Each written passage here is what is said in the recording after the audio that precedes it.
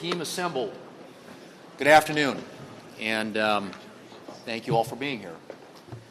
It's a new day in the United States Senate, and it's a new day in America.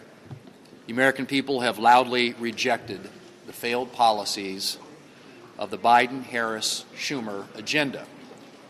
And this Republican team is united. We are on one team. We are excited to reclaim the majority and to get to work with our colleagues in the House to enact President Trump's agenda.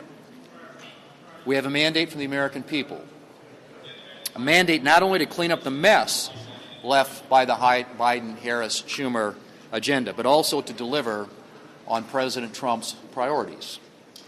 We will make sure that the President and his team have the tools and the support that they need to enforce border security laws and to remove the violent criminals who are wreaking havoc in every one of our states. We will work to make America prosperous again by streamlining the bureaucratic machine and overturning costly Biden-Harris regulations. And we will work to restore American energy dominance. Not just our energy security, but energy dominance, which will lower costs and bolster our national security. I'm excited to get to work with this team right away, and I want to thank my colleagues who placed their faith in me to serve as leader, and to those who were supporting another candidate. I promise to be a leader who serves the entire Republican conference. We'll have an ambitious agenda, and we'll take each and every Republican working together to be successful. With that, I want to turn things over to Senator John Barrasso, the newly elected Republican whip. Thank you.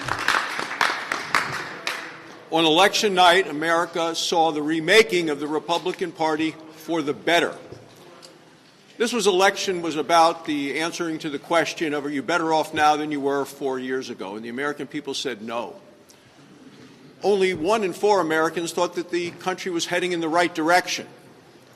And you've seen the Republican Party grow in terms of hardworking middle-class families, in terms of minorities, in terms of young people, in terms of families struggling to get by. In the last 3 weeks before the election, I was all over the country with President Trump, with J.D. Vance, as well as a number of our Senate candidates.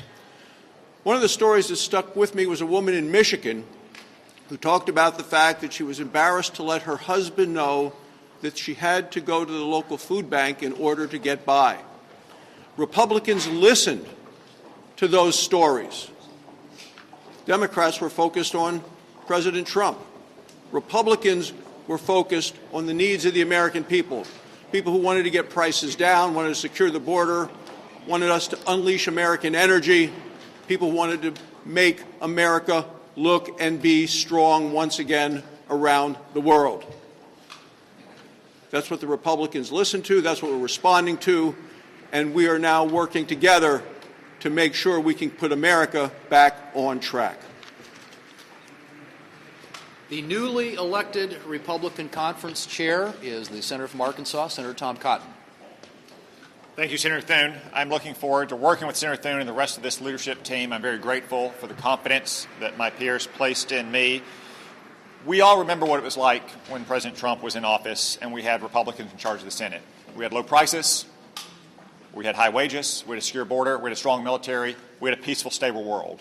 Starting on January 3rd, that's what we'll all be working to build again with President Trump, with Mike Johnson, and the rest of the House Republicans on behalf of the American people. Thank you all. Thanks, Tom. The newly elected Republican Policy Chair is the Senator from West Virginia, Senator Shelley Capito.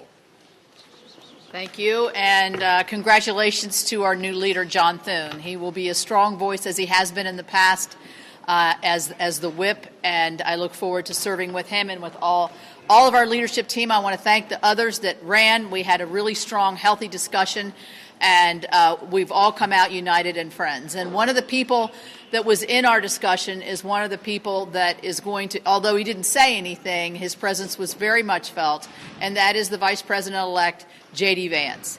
I think the fact that he not only was a voting a voting member of our conference, but also in there with us every step of the way to make sure that the direction that we're going to go as a united conference, and with me leading the policy issues and all of us working together, that we're going to have a united voice. And I'll say one thing about the election. I've said this on all my local stations. What I think the biggest issue was, and there are big ones, border and national security and others, it is literally the American family, the mom and the dad, the grandmother, whoever it is, going to the grocery store.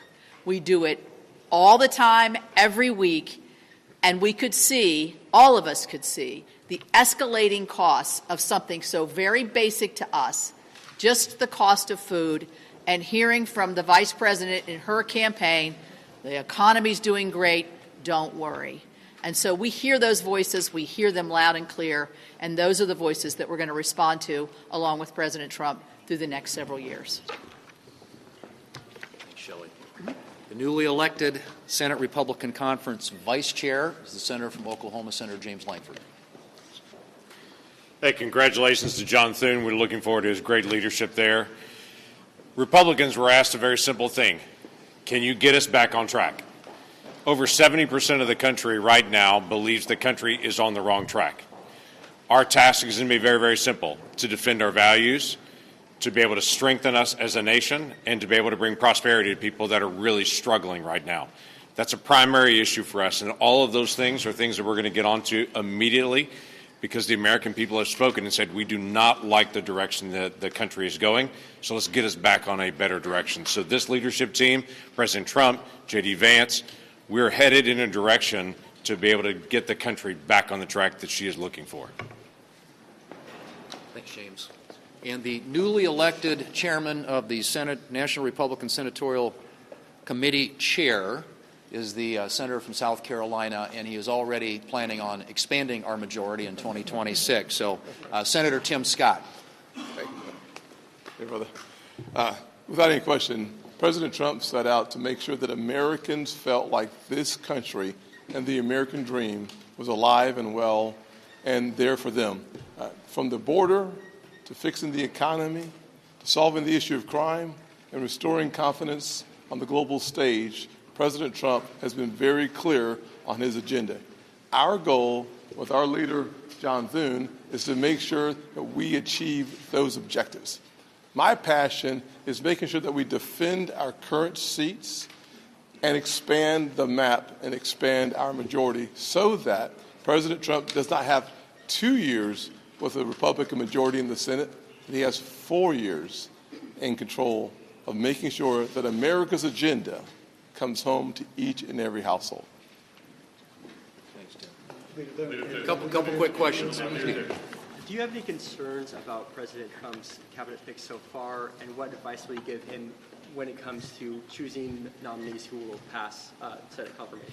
Well, as you know, the Senate has a advise and consent role under the Constitution, so we will do everything we can to process his noms quickly, get them installed in their position so they can begin to implement his agenda. Mitch McConnell. Leader Thune, you've said that recess appointments are on the table. That's a key demand from President-elect Donald Trump. Will you move forward with that? Well, what we're going to do is make sure that we are processing his nominees in a way that gets them into those positions so they can implement his agenda. How that happens remains to be seen. You know, obviously, we want to make sure our committees have confirmation hearings like they typically do, and that these nominees reported out to the floor. But I've said this, and I mean it, that we expect a level of cooperation from the Democrats to work with us to get these folks installed. And obviously, we're going to look at explore all options to make sure that they get moved and that they get moved quickly. Will the legislative filibuster remain unchanged under your tenure? Yes. How do you intend to balance maintaining the independence of the Senate with passing the President-elect's agenda? Well, I mean, the Senate, as you know, is by the founders' design, a place where the minority has a voice in our process. And we will do the job that the founders intended us to do in the United States Senate and that the American people intend us to do. And that, right now, after this mandate election coming out of the American people, is to work with this president on an agenda that unwinds a lot of the damage of the Biden-Harris-Schumer agenda and puts in place new policies that will move our country forward in a different direction.